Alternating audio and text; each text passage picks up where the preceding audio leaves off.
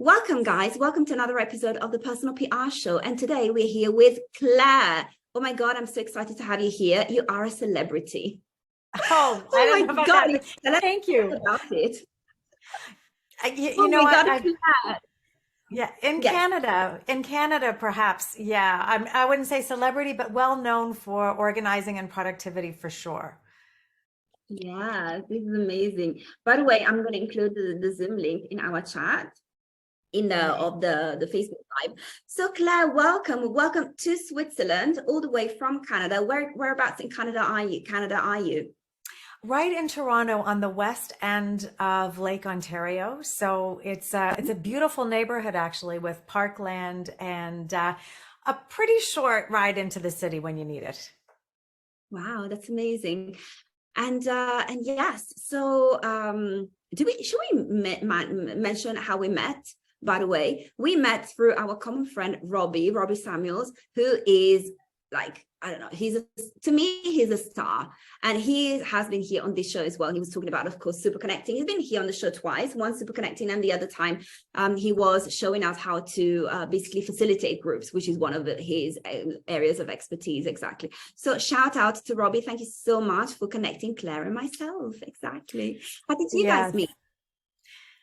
How did Robbie and I meet? Yeah. How did we meet? I'm thinking it was through other speakers that I know, and we came together in community.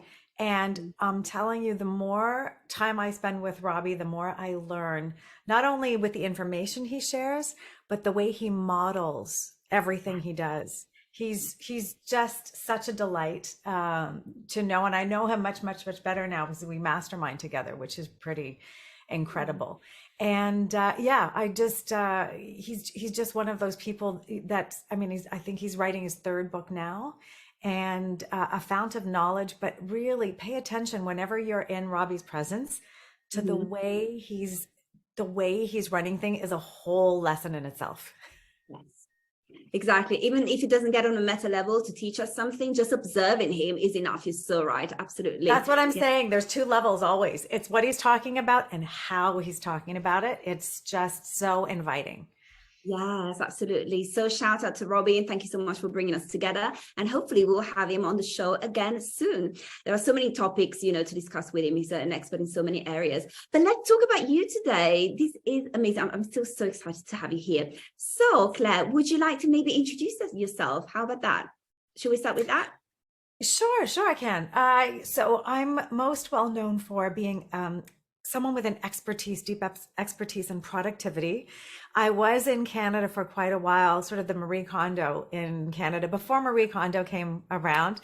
I actually co-created a product for the organizing world that I would love to be bringing back to market. So if anybody wants to have clothes that stay folded and never ever get messy, look up at Plio, Pliio. And if you have any connections to bring that baby back to market, I'm all ears. So I've been a lot of things. I worked in the corporate world for 15 years, then stepped firmly into entrepreneurship when my kids were really young. Mhm. And I needed sort of a little bit of a space from the corporate world at that time. And I really started to immerse myself in using my skill sets, which are really around organization and productivity, in large part because I'm a highly sensitive person, which I'll come back to in a second. Stepped into working with people at home and then at work, and now very much ensconced back in the working world through speaking and coaching executives, giving keynotes and workshops all around successful work-life integration, how to get the most from your day, how to not beat yourself over not being productive because we've never been taught to be productive, and bringing the high sensitivity back. My real sweet spot now is this intersection between productivity and inclusivity, understanding that we've marginalized people, a lot of people with invisible illnesses, for temperament differences. I just saw an article this morning on emotional inclusivity, which I hadn't considered. We have to have this opening to understand the full breadth of humanity. And I'm really loving just, diving into this conversation and taking this message to leaders through media and through also my talking. So I think that's a bit of a background. Maybe that's enough for now, and you can let me know if that sparks any questions or where you'd like to go. This is amazing already. Thank you so much for sharing this with us. And I see that you are, I mean, of course, we all know that this is the very title of our conversation today, but I see that you are used to giving short answers. I mean, answers that are not too short and are not too long either. So we can really tell that you are used to being on TV, on TV segments, because this is exactly what's needed, right? Yes. Yeah, there's a dance between the interviewer and yourself. And, part of being highly sensitive, we have a lot of mirror neurons. And so I think that makes interacting with people, we're naturally wired to mirror, to respond, to notice facial expressions, mood shifts, and then become a really good dance partner. And in media, that's really key. Yes, absolutely. Oh my God, this is amazing. But Claire, would you like to tell us how you got started in media? How did it all start? Because Sure. now is that you're now Yeah. everywhere in the media, especially in Canada, right? So you are Yeah. known, and yes, so you're already, let's say, at the peak of the publicity pyramid. But how did you get started on this pyramid? Yes. Great question, because it completely was not something I was aiming for or expected or even thought I had a talent for. And it came about because in 2009, 2008, very end of it, I volunteered to be the director of marketing for the National Association in Canada for Organizing and Productivity Professionals. It's called Professional Organizers in Canada. And in that volunteer role, very quickly, it was December of 2008, and two media requests came to me. And unfortunately, we had a PR person in place. Unfortunately, to personal circumstances, he kind of just evaporated and was not available to us. And so the requests came to me. Now, I did what I considered the responsible thing to do, being in the director of marketing position in Toronto. The media opportunities were in Toronto, but I shared it with the leadership and built a name of 20 professionals who could have easily done there was a 9-minute TV spot, and then there was a magazine spread in one of our national design magazines. And I just thought, here's the list of organizers that you might want to choose from, producers and editors. And through the discussions with both of those people, it came back, well, we'd really like to work with you. Is there any way we can work with you? So I plant that seed because that's a point we can talk about later. What makes it compelling to work with someone? So total fluke that these opportunities came to me. And yeah, my first media experience period was a 9-minute live to tape TV segment, Oh my national God. television. This is Yeah. something that people reach after, years and years of publicity, climbing the publicity pyramid, Yeah. and maybe they get on TV for like 45 seconds, right? You got Yeah. there for 9 minutes, and that was your first experience in media. Yeah. Yes, it Wow. was. It was. Yeah. How Now, did that yeah, happen? yeah. So Yes, yeah, also, I have to give credit to a now good friend of mine. Mike Agerbo has a media agency in Vancouver called Blink. And so it's very interesting how the world works. I had a running partner way back. I don't even run anymore. But back in the day, I used to go running with a friend that was a director of marketing in an organization. And she said, you know what, we're doing some market research and we want people who have an opinion, and I'm never short of an opinion. So I was invited to this roundtable discussion, participated in it, and it was in an area of a topic area that I was interested in and had something to add. And so because I was vocal in that meeting, Yeah. Mike noticed that and then invited me to do a video for this company, which was an 2-camera video. We were driving around in a car and talking and just and doing a few things. And he said to me, you're good on camera. And had no idea. Zero idea. And so from there, things really built. But that's how I got the start. This is amazing. So you were a natural talent, but then probably with time as well. Let's say you always had this natural talent, but then experience after experience, do you think that you actually got better and maybe perfected some aspects of your, media appearances? Definitely getting better all the time, reviewing what I've done, looking for things that are jarring to me as a viewer or a listener. I remember once, I don't know what was going on. My hair was slightly longer, and I don't know how much I tucked imaginary hair behind my ear, but I could see it. I noticed things like I have very long fingers. I should be like 6 feet tall. I'm 5'4", 165 centimeters, something like that. I realized that if I had very busy hands, that would be distracting to the viewer. So I learned to tame hand gestures so that they're not going to be so distracting, for example. So looking at oneself, listening to oneself, choosing words carefully, avoiding repetition, trying to avoid the filler words, all of that has been a work in progress. And I wouldn't say I'm perfect by any means. I continue to learn. And one of the opportunities, fabulous opportunities, is to learn from the crew around you. I think I'm a bit used to working with really talented production teams, but I will pay attention to the stylists that are helping me design a set or in charge of the set, and I can follow their lead. From the sound engineers, from the person who's setting up the mic and how they wrap the cord around to make sure it doesn't come loose and where they put it so a scarf doesn't make noise into the mic. Choosing jewelry thoughtfully to be visually compelling but not noisy. So much over, I guess, since 2009. So it's, 13 years now of being in the media, learning every time there's an opportunity to learn. Yes. And every time, not only just about how to present in the media, but also how to be a very good dance partner. And by good here, I mean really helpful to the person that's interviewing you. And I think that, to circle back to the point I was making earlier, I just touched on, I think that's what gets you invited back, is that you've given great content, but you've also been a treat to work with because you're thinking about how can I make your job easier? If you keep that question top of mind, you'll go far.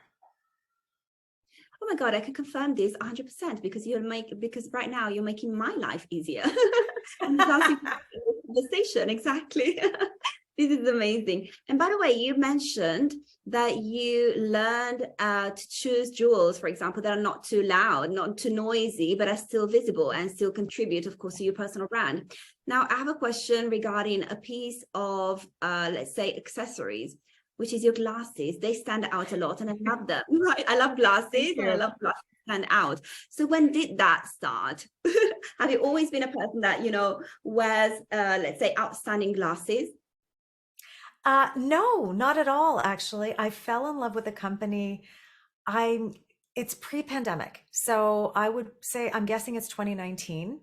And I'll love to give a shout out to them because if you could see on the other side of my camera, I have a makeup stand on wheels, which is really handy. All my makeup is there and I take it to the mirror where there's great daylight to put makeup on.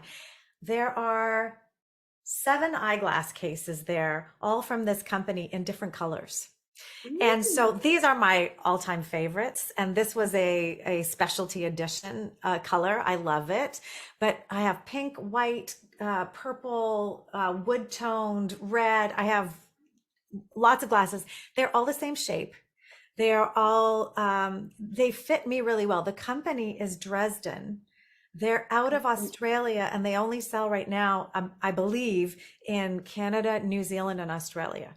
And Dresden, look them up. They're on my website too, on my products page, because I give a shout out because they've helped me have this full collection of glasses. They also offer a blue light blocker. And let me tell you, it's recycled plastic and super inexpensive for prescription lenses. So I'm of an age now where I need a prescription lens. And I thought, if I'm going to have to wear glasses all the time, and I love variety and color is part of my brand, then this is a wonderful brand to dance with in terms of embedding them into my brand.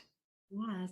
Wow, this is amazing. By the way, my other cat is making a cameo here, and then I have one cat here, as I showed you before we went live. One is here and the other one is there. So just so you know, it's not the two of us only. But yes, you said that color is part of your personal brand. We can definitely tell from your glasses, and then of course from your top, but also from the background. I love that color. Yes.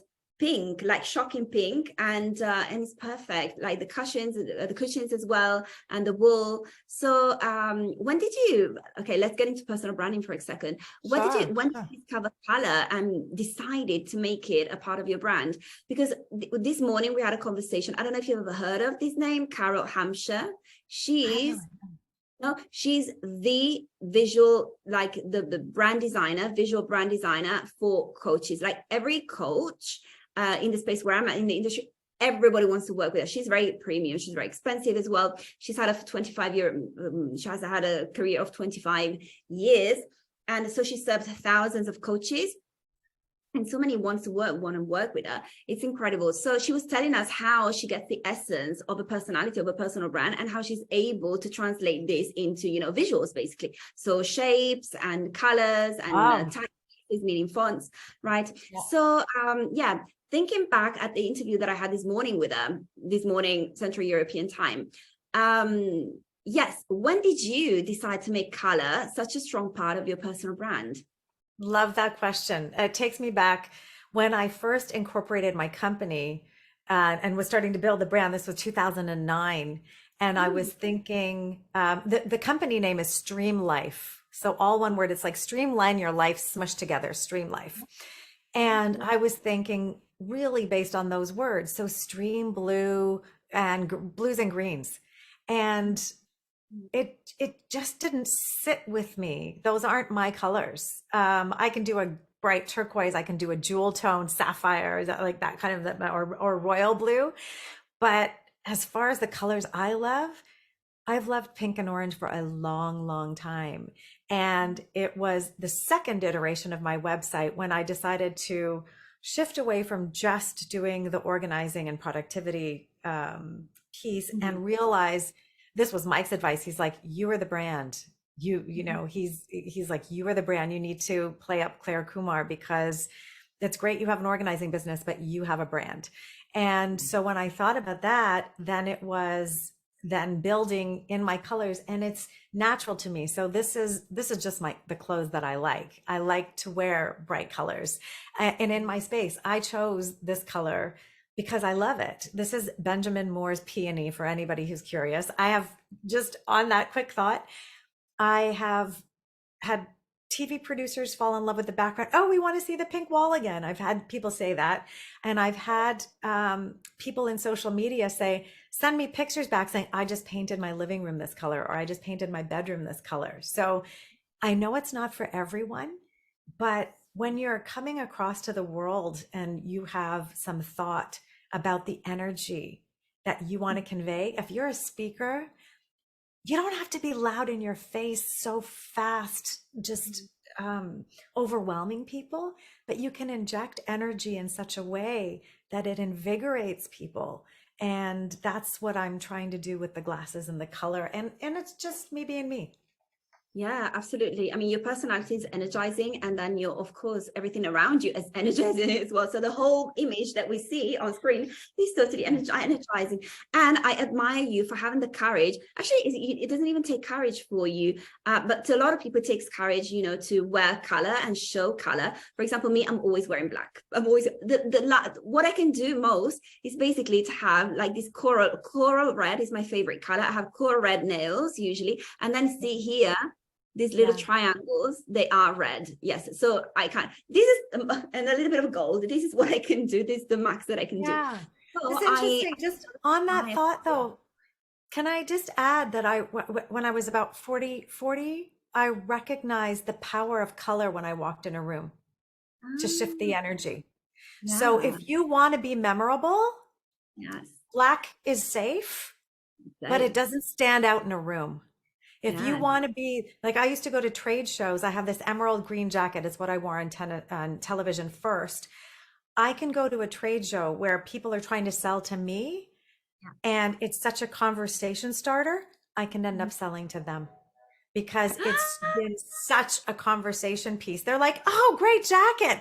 And now we're in dialogue. They made the first invitation to speak, and we'll get talking, and eventually it might come out that I'm interested in perhaps working with them. But if I had gone, I'm telling you, if I'd gone in a navy suit, a black suit, a gray suit, nothing. That's It's true. So powered, it's powerful, magnetically powerful.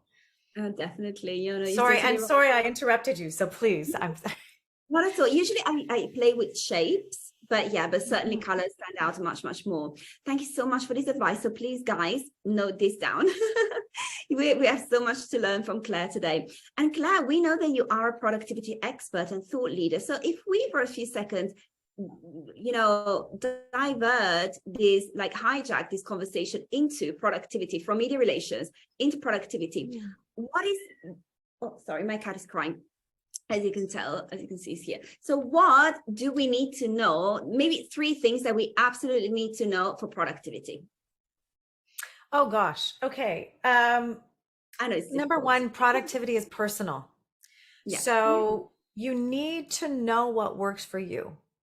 And so that's one of my favorite things to say is you've got to lean in, tune in before you lean in, right? You got to know yourself and be so self-aware before you lean into things. So be self-aware about your sensitivity to your environment and what actually helps you get it into a place of being ready to work.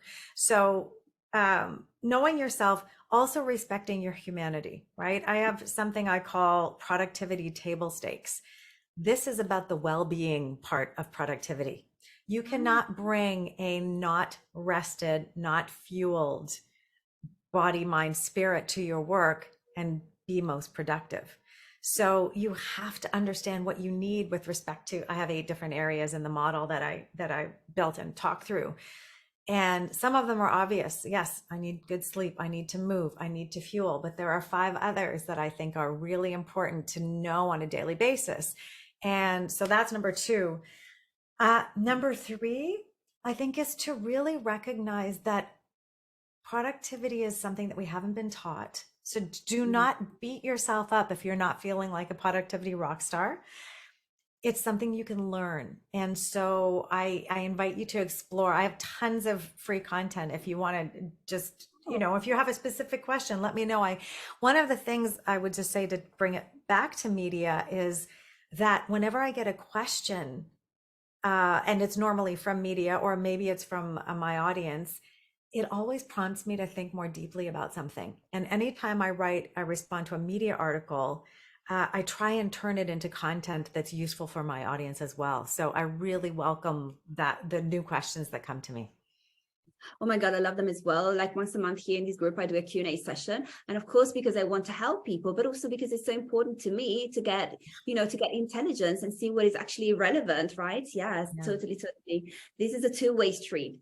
Perfect. And going back to productivity for a second, I have a question that I'm super, super curious about.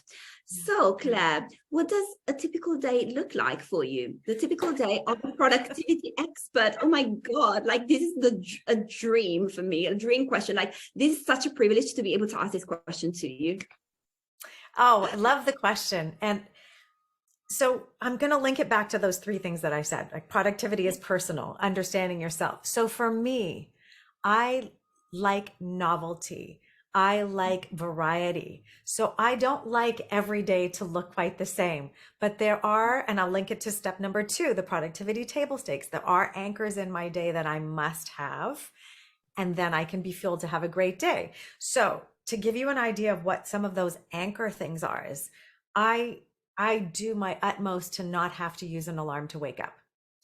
So that means, 0 alarms. Yesterday, I decided to go down to an event in Toronto on the other side of town that started at 8 o'clock.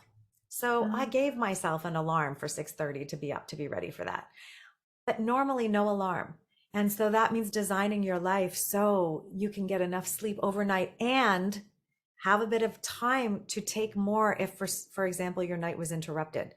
And I don't know about you out there, but there's so many reasons that we don't always get a solid night's sleep through. Yeah. Some people never do. So allowing for that and designing for that. So designing a satisfying life is what it's all about. So I anchor with that. I then take care of all the living beings. So my two cats,